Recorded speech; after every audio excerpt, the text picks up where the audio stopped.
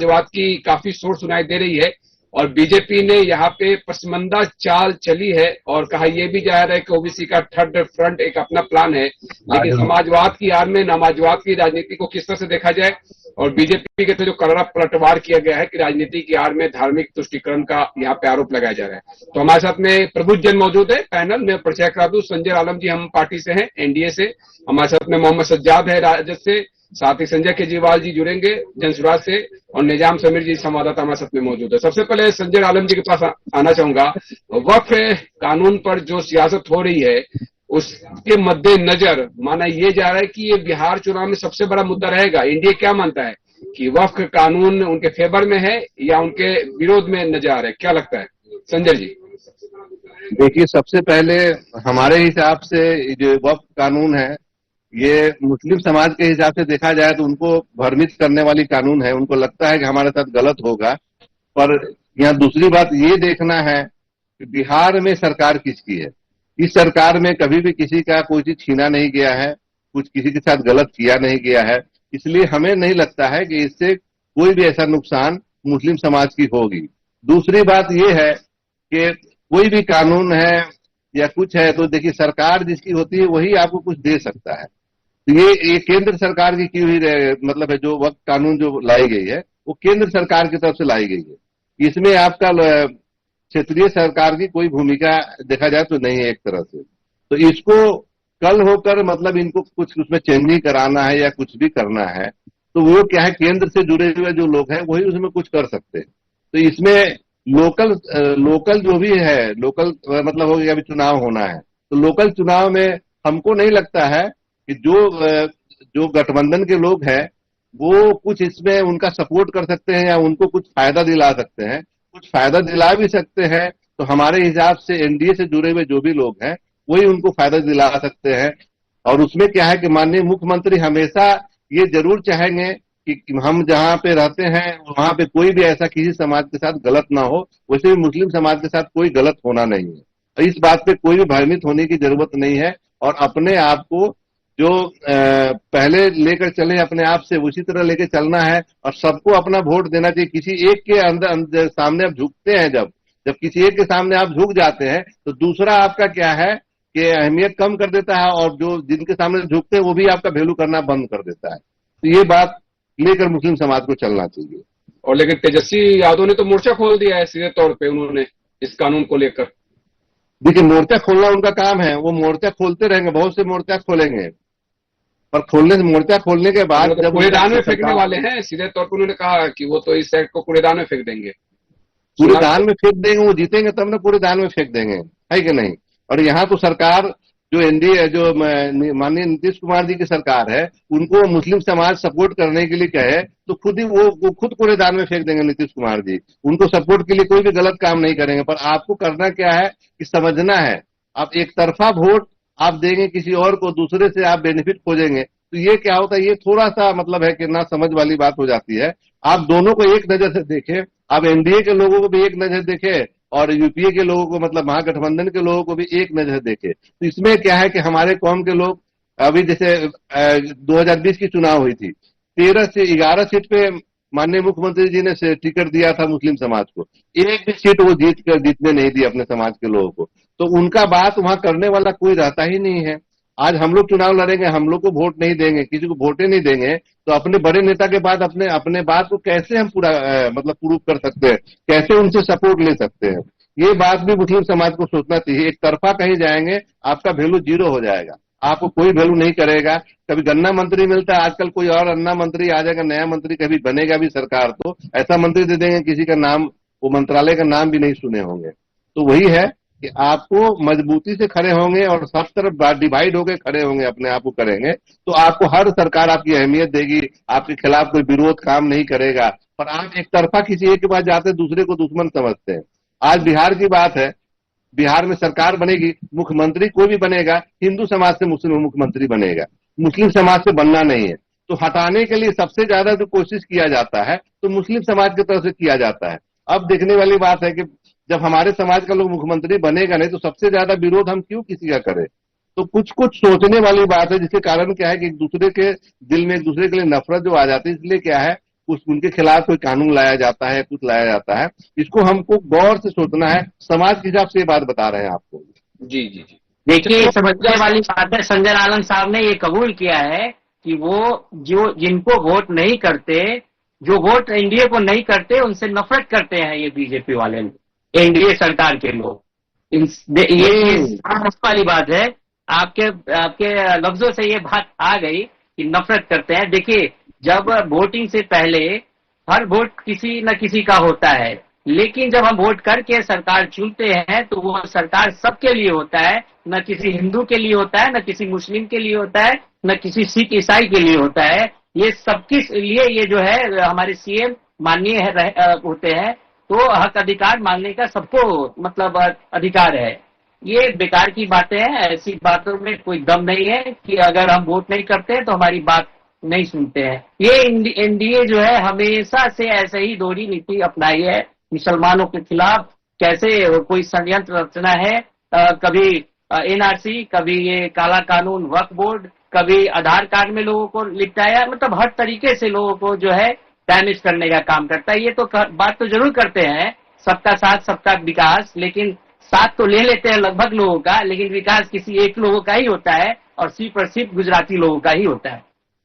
चलिए निजाम, आम जनमानस के बीच में इस मसले पर किस तरह की प्रतिक्रिया आप देख पा रहे हैं? सर, जो बीते दिन हाल फिलहाल गांधी मैदान में जिस तरह से मुस्लिम समाज के द्वारा जन सैलाब एक उभरा था, तो कहीं ना कहीं सर एनडीए को छोड़ा जाए और इंडिया जो गठबंधन है, महागठबंधन को काफी फायदा होने वाला है वोट को लेकर, क्योंकि उसमें सारे दल के जो नेता थे, पप्पू यादव हो, कन्हैया कुमार हो, इमरान प्रताप गरी हो या तेजस्वी यादव, सारे लोग वहां पहुंचे थे और एकजुट होके, न उसमें किसी दल का उसमें बैनर भी नहीं था, किसी पार्टी का उसमें सिंबल भी नहीं था, यानी एकजुट होकर सभी लोगों ने साथ रहा। तो कहीं ना कहीं मुस्लिम समाज इस बार जो है महागठबंधन की तरफ में झुकते हुए नजर आ रही है। और बात करें जेडीयू की, तो जेडीयू से बहुत ऐसे मुस्लिम समाज जो है काफी नाराज है, क्योंकि वक्फ बोर्ड को लेकर नीतीश कुमार हो या गुलाम रसूल बलियाबी हो या जेडीयू के बड़े जो नेता हैं खालिद अनवर हो एमएलसी, उन्होंने कहीं मुंह खोल के कहीं भी मीडिया के सामने या अपने समाज में नहीं बोला, जिसकी खामियाजा जो है इस बार 2025 चुनाव में। देखिए, संजय आलम जी जैसे शख्सियत है, वो बताएंगे वक्फ के बारे में, क्या उसके प्रॉन्स है, क्या प्रॉन्स है। बात करना चाह रहा हूँ। जी जी, मैं आऊंगा आपके पास। संजय जी, जी जी, बहुत सारी जो मिसपरसेप्शन है वो बनी हुई है अभी भी, कि ये फेवर में है या अनफेवर है, और इसको आपकी पार्टी तो चाहेगी कि इसको सही तरीके से जनमानस के बीच ले जाया जाए। जी जी जी, वही तो बोल रहे हैं कि सबको मतलब है कि ना, मतलब मौका देना चाहिए, पर मौका यहाँ दिया नहीं जा रहा, सीधा विरोध किया जा रहा है सरकार की के मतलब एकदम साफ विरोध में आ रहे हैं। जैसे माननीय मुख्यमंत्री जी बाई चांस वो क्या है वोट नहीं देते, क्या ये बिल पास नहीं होती, उसके बाद भी बिल पास होती, क्योंकि उनका वोट बहुत ज्यादा तो है नहीं। पूरे बिहार के जितने भी विपक्ष के लोग जो वोट दिए हैं, ये सब लोग भी वोट नहीं देते, उसके बाद भी बिल पास हो जाता, क्योंकि गैप बहुत ज्यादा है। तो वहां सोचना है कि हम उनसे कैसे बात करें। और एक सज्जाद भाई एक बात बोले हैं कि बीजेपी और एनडीए मतलब नफरत करती है, नहीं, हम बोले मुस्लिम समाज के लोग मतलब है कि एनडीए से नफरत कर रहे हैं, वो नहीं कर रहे थे, ये बात मेरा कहना था। वो गलत उल्टा वो बोल दिए। लेकिन आज इन दिनों सोशल मीडिया पे काफी चर्चा चल रही है संजय जी, कि सरिया से समाज चलेगा, सरिया बड़ा है या संविधान। आपने भी देखा होगा कई सारे वीडियो जिसमें भारत में रहना तो संविधान सबसे बढ़िया है, मतलब बढ़िया है और सबके लिए बना हुआ है, और उसको उसके नीचे ही सबको आना पड़ेगा। और जो सरिया की बात है, ये अपने इस्लाम की बात है, इस्लाम के अंदर से जो चलती है सरिया के हिसाब से बहुत कुछ चलता है, अभी भी चलता है और चलता रहेगा, वो एक अलग मैटर है। पर देश के हिसाब से देखा जाए तो संविधान के हिसाब से चलना है। और यही तो संविधान में कानून का रूप तो दिया जा चुका है ना, जब पार्लियामेंट की चर्चा हुई सारी बातें आ चुकी है, अब तो इसे कानूनी अमले जमा पहनाया जा चुका है सज्जाद साहब। और ऐसे में बीजेपी ने ये कहा तेजस्वी के बारे में कि पाकिस्तान चले जाना चाहिए। बीजेपी नेता गौरव भाटिया ने सीधे तौर पे ये भी कहा कि उनका असली चेहरा नमाजवादी है। सज्जाद साहब, देखिए ये जो बीजेपी के लोग हैं, उनका तो रोटी ही सेकता है, रोटी जो सेकते हैं हम लोग तावा पे, उनका रोटी ही सेकता है पाकिस्तान और इंडिया पाकिस्तान मुस्लिम हिंदू पे, तो वो तो बोलेंगे ही। खैर उनके बात को छोड़िए, मैं ये कहना चाहता हूँ कि हमारे देश में हमारे जो संविधान है उसमें हमारे राइट्स है कि अगर कोई कानून हमारे विरोध में आता है तो उसका हम विरोध कर सकते हैं, शांति से विरोध कर सकते हैं, अपने बातों आप विरोध कर सकते हैं, कूड़ेदान में नहीं फेंक सकते ना, संशोधन कर सकते हैं, चर्चा कर सकते हैं, संविधान में अधिकार दिए गए। वैसा बिल जो हमारे खिलाफ हो उसको क्यों नहीं कूड़ेदान में मैं फेंकूंगा, बिल्कुल फेंकूंगा, उसके लिए लड़ूंगा, सड़क से सदन तक जहां तक लड़ना होगा लड़ेंगे। हमारी पार्टी हमेशा गरीब गुरबे की पार्टी है, अकलियत अति पिछड़ा दलित की पार्टी है। अगर लोगों ने कहा कि इसका ये जो वक्फ बिल का जो उस दिन पटना गांधी मैदान में जो कार्यक्रम रखा गया था उसका जो है तेजस्वी यादव ने हैक कर लिया, मैं कहना ये चाहता हूं कि तेजस्वी यादव और राष्ट्रीय जनता दल जो हमारे गरीबों के मसीहा तेजस्वी लालू प्रसाद यादव जी का जो पार्टी है वो हमेशा से गरीब शोषित अकलियत समाज के लिए, हक की लड़ाई के लिए हमेशा आगे आती है और उन्होंने आगे आया, तो इसमें कौन सी बड़ी बात है भाई, उनको खुजली होने लग गई तो आएंगे। चलिए निजाम, इस बार लगता है कि इस बार जो चुनाव है वो समाजवाद वर्सेस नमाजवाद के इर्द गिर्द रहेगा, जो बीजेपी स्टैंड लेकर चल रही है। सर इस बार जो चुनाव है बिहार में खासकर बेरोजगारी पर ज्यादातर लोग फोकस कर रहे हैं, क्योंकि लोग अधिकांश जो लोग हैं समझ चुके हैं तो जातिवाद पर वोट देना कहीं उचित नहीं है, क्योंकि अधिकांश जो बिहार की युवा है पढ़ाई लिखाई करने के बाद पलायन करते हैं दूसरे राज्यों के लिए, तो कहीं नहीं इस बार जो चुनाव है समाजवाद को लेकर होगी और इस बार बेरोजगारी को लेकर वोट करेंगे। इस बार लोग जातिवाद और नमाजवाद की जो सर बात है लोग काफी लोग समझ चुके हैं, वो आरजेडी हो या बीजेपी हो या अदर जो भी पार्टियां है, सिर्फ जाति का नाम एक धब्बा लगाकर सिर्फ वोट तो लेती है मगर विकास के नाम पर कहीं भी नजर विकास का नाम नजर नहीं आता है। सर चलिए संजय जी, कुछ महत्वपूर्ण बात जो चलते चलते इस कार्यक्रम में जो रखना चाहे। जी वही है, देखिए हमारे बिहार में जो भी वोट मतलब जो भी वोट होना है वो सचमुच है विकास के नाम पे ही होना है, क्योंकि माननीय मुख्यमंत्री जी विकास किए हैं और करते रहेंगे, इसमें कोई डाउट वाली बात नहीं है।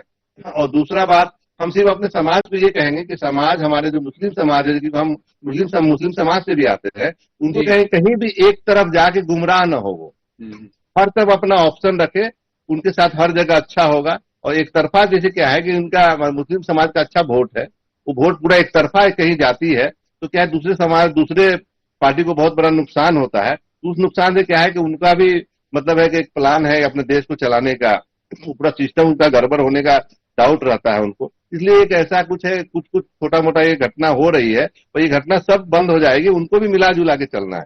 जैसे कि हमारा वोट 18% है तो हम 18% को डिवाइड करके दे, हर जगह वैल्यू रहेगी हमारी और कहीं भी हमको कोई न डिस्टर्ब कर सकता है न कोई हमारा नुकसान कर सकता है। ये हम हमेशा कहेंगे मुस्लिम समाज को, जिससे क्या है कि उनका भला हर जगह होगा, जो भी सरकार बनेगी उनके लिए सोचेगी। यही मेरा कहना है। चलिए सज्जा साहब जी,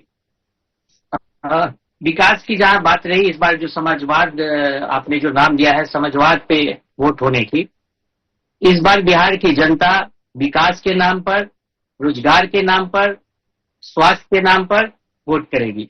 और हमारे नेता तेजस्वी प्रसाद यादव जी ने साफ तौर से कह दिया है कि जब हमारी सरकार आएगी तो रोजगार का यहाँ भंडार लगेगा, जब हमारी सरकार आएगी तो महिलाओं को सम्मान मिलेगा, महिलाओं को जो है वो बातें हैं और वो पब्लिक डोमेन में सभी जानते हैं कि कौन पार्टी किस मुद्दे पे बातचीत कर रही है। तो बहरहाल लेकिन जो महत्वपूर्ण मुद्दे होंगे चुनाव के समय उभर के सामने आएंगे, उस पर निश्चित तौर पर तत्कालीन मूड स्विंग भी होता है वोटर्स के, वो काफी मायने रखेंगे। तो बहरहाल तमाम पहलू पर चर्चा करने के लिए संजय जी आपका, सज्जाद साहब आपका और साथ में निजाम हमारे साथ में जुड़े थे सभी का बहुत बहुत धन्यवाद करना चाहूंगा। साधना न्यूज़ में खबरों का सिलसिला जारी रहेगा। Back to studio. Thank you.